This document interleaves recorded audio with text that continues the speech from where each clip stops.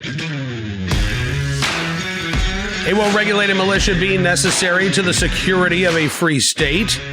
The right of the people to keep and bear arms shall not be infringed. Thanks so much for being a part of this edition of Bearing Arms, Cam and Company. My name is Cam Edwards. Coming up on the program in a matter of minutes, Robyn Sandoval from A Girl and a Gun going to be with us talking about their big training conference, which is scheduled here for just a few weeks from now. Originally supposed to take place in Grand Junction, Colorado, but like virtually everything else in the world at the moment, this has been impacted by the coronavirus chaos. And so rather than simply saying, all right, we'll see you all next year, A Girl and a Gun taking this training conference online, and they're going to do a virtual training conference. We'll talk with Robyn about that, as well as what A Girl and a Gun is doing to ensure that new gun owners have the education and the training that they need to be safe and responsible with firearms. I know that there are a lot of new gun owners who are women out there. I was actually just talking with a friend of mine who works at a local gun store here in Farmville, Virginia, and he said that they're seeing a lot of older women, not necessarily widowers, although some of them might be, but they're coming in with their kids, and it's mom is by herself, and we want to make sure that she's able to protect herself, and that is what is driving a lot of the gun sales, at least here locally. By the way, my friend says about 75% of the customers that they're seeing in Farmville, Virginia, are first-time gun buyers, which is shocking to me, because I would have figured in Farmville, pretty much everybody already had a gun. But no, I was wrong about that. So we are seeing those new gun owners here in Virginia as well. I will tell you one that we're not seeing, though, in Virginia. That's folks being able to go to indoor ranges. That's because Governor Ralph Northam's emergency order on essential businesses does not include indoor gun ranges. They're actually considered indoor entertainment options. Yeah, I know. There is a lawsuit, actually a couple of lawsuits that have been filed in Virginia. Jeff Katz with, I believe it's a WRIV or WVIR, says it's time to open up the gun ranges in Virginia. Virginia Citizens Defense League would like to do that as well, but right now, because of Governor Northam's order, they can't. So instead, they're doing the next best thing, and that's taking Governor Northam to court. There have been a couple of different lawsuits that have been filed in state court alleging that Governor Northam's order violates not only the Second Amendment of the U.S. Constitution, but also Article 1, Section 13 of the Virginia Constitution, as well as the emergency protection statutes that passed back in 2012 that prohibit the governor of the state from infringing on our Second Amendment rights during a state of emergency. Now, what's fascinating about this is that Governor Northam keeps trying to move these cases to federal court. He wants them out of state court. And I'm guessing that's because Governor Northam feels like he's got a better shot in federal court in the Fourth Circuit. That's our Circuit Court of Appeals that have, listen, the Fourth Circuit has laid down some pretty horrendous decisions over the past few years, including upholding Maryland's so-called assault weapons ban by proclaiming that AR-15s are like machine guns, and therefore they actually have no protection under the Second Amendment.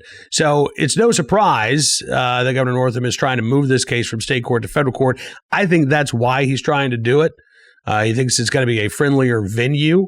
Right now, in fact, he filed a request earlier today trying to move this case from state court to federal court. VCDL and the Safe Side Tactical Range out in Lynchburg have until tomorrow to submit their reply. They're trying to get a temporary injunction that would allow ranges to open while this case is being litigated.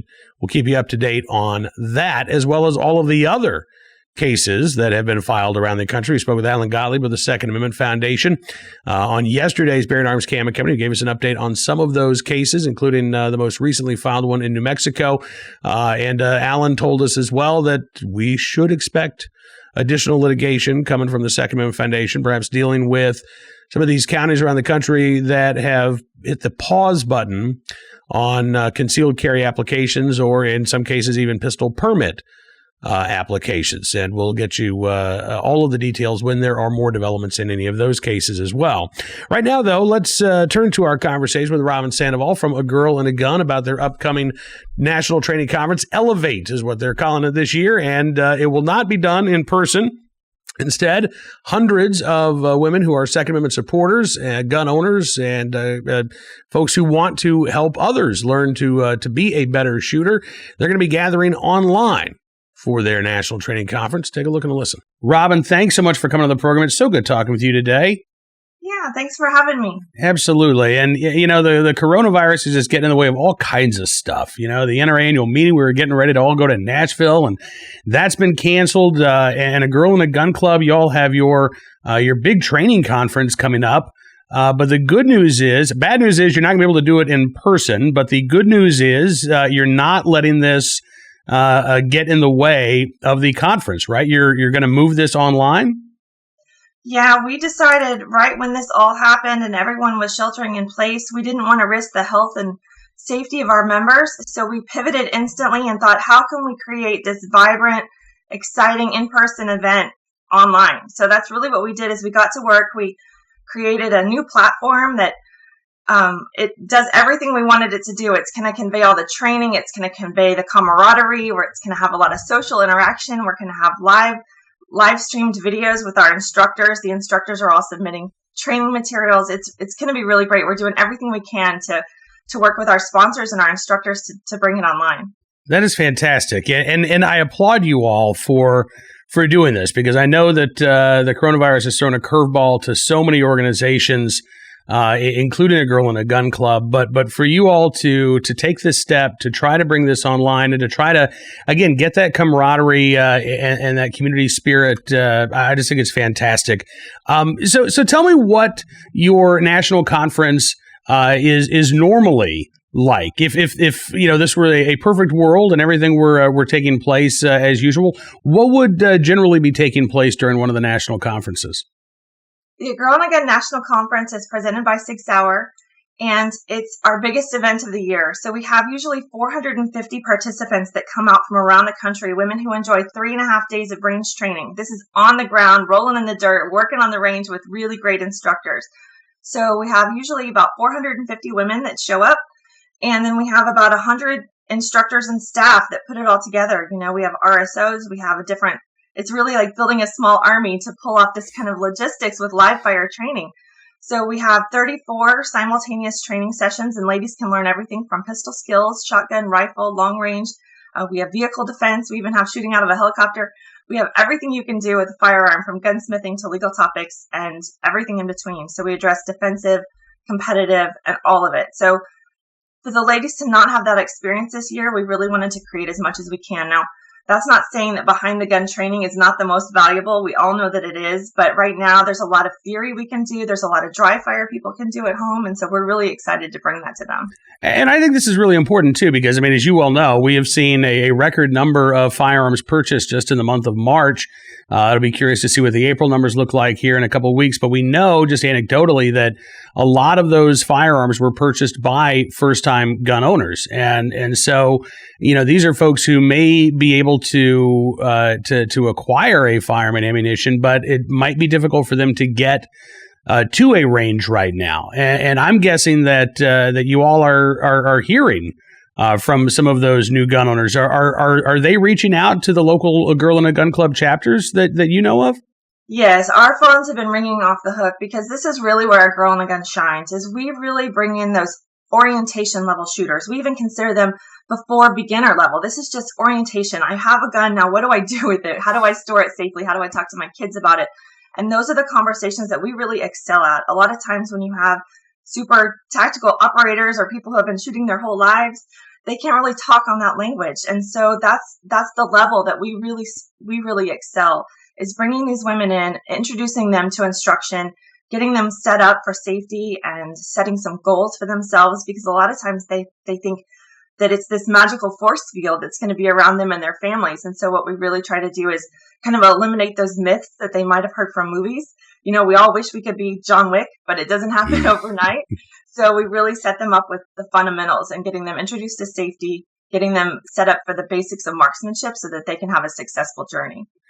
So in that aspect, I hate to say it, but the fact that the national conference is moving to an online setting this year, may actually benefit, right, those new gun owners, because I'm guessing that a lot of the chapter leaders who are going to be taking part in this conference online, they're going to be able to take some of those dry fire techniques and some of the things that we can do at home and then be able to relay that information to those new gun owners when they reach out. Yeah, absolutely. We've already pivoted a lot of our local events onto online. They're doing a lot of Zoom sessions. We're doing Facebook Live discussions. We even have some coaching apps that allow you to do some dry fire, send it to an instructor, let them give you some live feedback right there and rewind and make notes. It's a really great time for us to have this, everybody's at home and everybody's kind of in the same boat. And with the support of a lot of really great dry fire tools, you've got CERT pistols, you've got cool fire trainers, you've got all these really great, never before we had so many options for dry fire training. So there's no time, it's a perishable skill. People have to keep practicing. Absolutely. And I appreciate you all trying to make lemonade out of lemons here. I just want to share a little something with our audience. This is from agirlandagun.org. You all got a letter from the Colorado Parks and Wildlife because the range where you all are going to be doing this training is unfortunately shut down.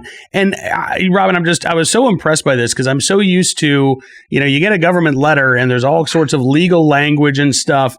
JT Romatsky, who's the regional manager for the Colorado Fish and Wildlife or Parks and Wildlife, said, quote, "There's not an easy way to say this. Darn it. We were really looking forward to hosting your amazing group at our amazing facility. We've already reserved the same weekend for your national conference on the same weekend next year, and we hope to see your members sharing space here at Cameo." Just the darn it. Just the disappointment, and I'm sure that it is disappointing, not just for the women from around the country who are planning on attending and getting together in person, but A Girl in a Gun Club really is an amazing organization. I think that there is a real sense of disappointment, and it shines through there on the part of the range that was going to host you all that they're sad that you all aren't coming too. Yeah, that facility is amazing and beautiful, and we can't wait to bring our ladies out there. That whole community has embraced us. The entire Grand Junction region has really reached out to us. A lot of the local businesses wanted to get involved. Colorado kind of has a bad rap with some anti-2A sentiments in some of the larger metropolitan areas. And so it was really a compliment that here's a state facility that reached out to us to go into a battleground state to bring 500 women, enthusiastic gun owners, and that whole community really embraced us. So that was an honor that we were very pleased and we're very grateful for that community, and we can't wait to bring our ladies out there. Well, I know that they're very grateful for you as well. And again, I just think it's fantastic what you all are doing to try to make sure that this event is as strong as possible. I mean, y'all are even mailing the swag bags to attendees, Robyn. That's above and beyond. Yeah, we really want our ladies to feel like this is, that they're there in person. So we're trying to make it feel like their birthday or Christmas morning and they get their swag. And, it's really thanks to our generous sponsors, too. We have really incredible sponsors that have sent the swag, and we want to make sure our ladies get it. I think that's great. Now, obviously, the national conference, is this open to every Girl in a Gun Club member, or is this open for chapter members? How does the national conference work? Yeah, if you're a member of A Girl in a Gun, it's a $50 a year membership to be a member of A Girl in a Gun. If you like what we do and you want us to keep doing it, please join and support us. And then all members can come to our national conference. So when we have live fire training, we are limited logistically. So usually we cap it at 350 or 450. I'm sorry, we cap it at 450, just because we want to have, small instructors RSO ratio on the line when we're working in live fire. So we have 450 participants, but any member of A Girl in a Gun, it's first come, first serve. So a registration opens September 1st. So if you want to be a part of A Girl in a Gun, and you can register September 1st, and we'll see you at Cameo next year. All right. And in the meantime, if you are a new gun owner, if you know new gun owners out there, A Girl in a Gun, you all are still accepting memberships, and it sounds like there is a lot of information and frankly, again, a community that is waiting for you. If you do need some advice, you do want to be a part of that growing community of gun owners, A Girl in a Club's right there waiting for you, or Girl in a Gun's right there waiting for you. Yeah, we've reached out to members through print, through digital, through email, through online, however you are best, your learning style And we're there for you. There's a community and national, and if there's not a chapter in your area, if there's a chapter in your area, get involved with them. But otherwise, join us on our national e-chapter, and you can get all the information and be part of our national community. All right. The website, agirlandagun.org. Robyn Sandoval, thank you so much for coming on the program. Best of luck with Elevate, the 2020 National Conference, and look forward to talking to you again very soon. Thanks, Cam. All right, time now for our armed citizen story, our good deed of the day, our recidivist report. We will start there. Story by my colleague Tom Knighton at Bearing Arms on the latest criminal to be released early thanks to the coronavirus pandemic, who is now back behind bars. Yes, this from the New York Post. A Bronx man released from prison by Governor Andrew Cuomo last month amid the spread of the coronavirus has now been charged with beating and robbing a 62-year-old man. The Post says was so scared of getting the ailment that he refused to take the money back when cops made an arrest. Yeah, how about that? New York Post says 29-year-old Daniel Vargas now being held on $50,000 bail on robbery, grand larceny, and assault charges after allegedly approaching the elderly victim in the Bronx Tuesday morning just after 8 a.m. Vargas, who has more than a dozen prior arrests for assault, robbery, weapons possession, and burglary, had been in state prison on a 2014 burglary conviction until he was released on parole in November of 2017. He was later arrested for violation of his parole, was held behind bars until last month. One of 1,100 parole violators ordered released by Governor Cuomo over concerns about the spread of the coronavirus pandemic behind bars. You know, as I've talked about this and I've written about this at Bearing Arms before, I do understand the concern about having an outbreak inside of a jail facility or a prison facility. I get it. Not only do you have to be concerned about the health of the inmates, but you got to be concerned about the health of the employees as well. Having said that, you also have to balance public health and public safety. And what happens when all of these inmates are now being released? Los Angeles County Sheriff Alex Villanueva actually talking about this as well, because about a quarter of the LA County jail's population has now been released. And Sheriff Villanueva said, "Oh, you know, I'm worried about what's going to happen to the crime rate." Yeah, I think you should be. But Sheriff Villanueva is also the guy who said that gun stores should close because there's no reason for anybody to worry about the crime rate. You know, I think we do have to be concerned about what the early release of a lot of thousands of individuals, about 16,000 so far around the country, might mean in terms of our crime rate. I'd love it if all 16,000 of the folks who've been released early to date go home, stay at home, shelter in place, protect their grandma. That's clearly not happening in all of these cases. Some of them are getting out and they're turning right back to a life of crime, unfortunately, and that is one of the reasons why it is so important that Americans continue to be able to exercise their Second Amendment rights during a state of emergency. That actually sounds like a pretty good lead into our armed citizen story of the day, doesn't it? How about this? 3 arrested in a breaking and entering. This is from WHIZ, Wiz News, out of Morgan County, where 3 individuals, I'm going to just leave that mugshot up for just a second. So you can just, especially that gentleman on the right there, Charles Keith Bailey, he does not look like he's very happy at all, does he? So Morgan County, Ohio is where this case took place.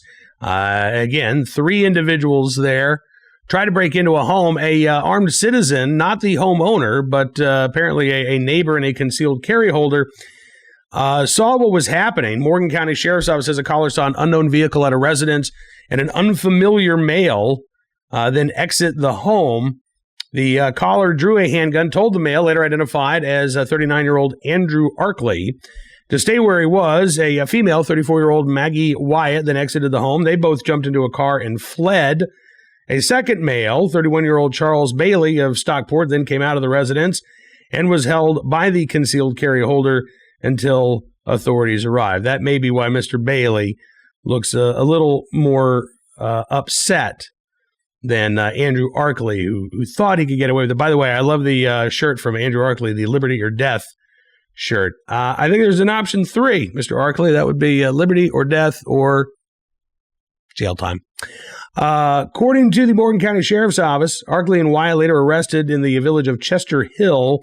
Both Arkley and Wyatt from Shawnee, Ohio. They're all now charged with breaking and entering, being held in the Southeastern Ohio Regional Jail. Arkley and Wyatt also have additional warrants issued by Morgan County, so they're apparently known to law enforcement. Again, all three currently held behind bars. One last look at the happy or unhappy trio there. Today's, I was going to say victims, but they're not victims. Today's subjects, I guess, of our armed citizen report. Finally, our good deed of the day.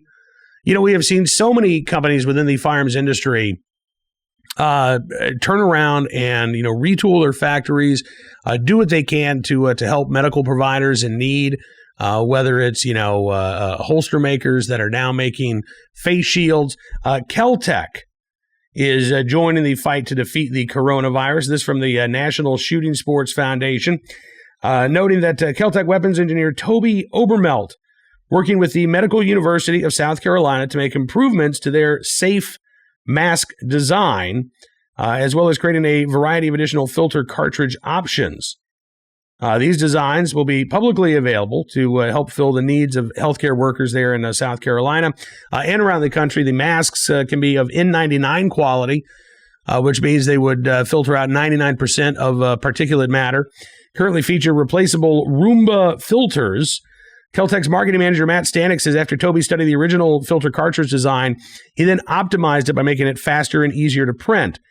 He submitted this improved design to the Medical University of South Carolina. Officials at the university were so impressed that they asked him for help with the next generation mask design.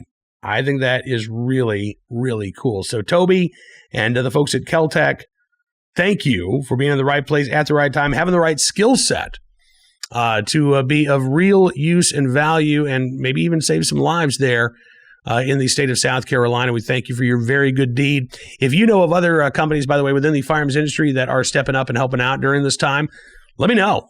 Just shoot me an email, cam.edwards@bearingarms.com. We would love to profile and highlight those organizations that are working to make a difference. In the meantime, thank you for being a part of today's program. We will be back tomorrow with more of the latest Second Amendment news and information from all across the nation. Don't forget, you can subscribe to Town Hall Media on YouTube or Bearing Arms Cam and Company on Apple Podcasts. That way you never miss a program. You can also become a VIP member of Town Hall Media by going to Bearing Arms. We're doing another VIP Gold Editors Chat coming up on Wednesday afternoon. You'll be able to catch the replay of that if you are not able to catch the live chat. If you are a VIP Gold member, we certainly do appreciate your support for our Second Amendment journalism each and every day. Until we talk again, be safe, be well, be free, and we'll see you here with another edition of Bearing Arms Cam and Company.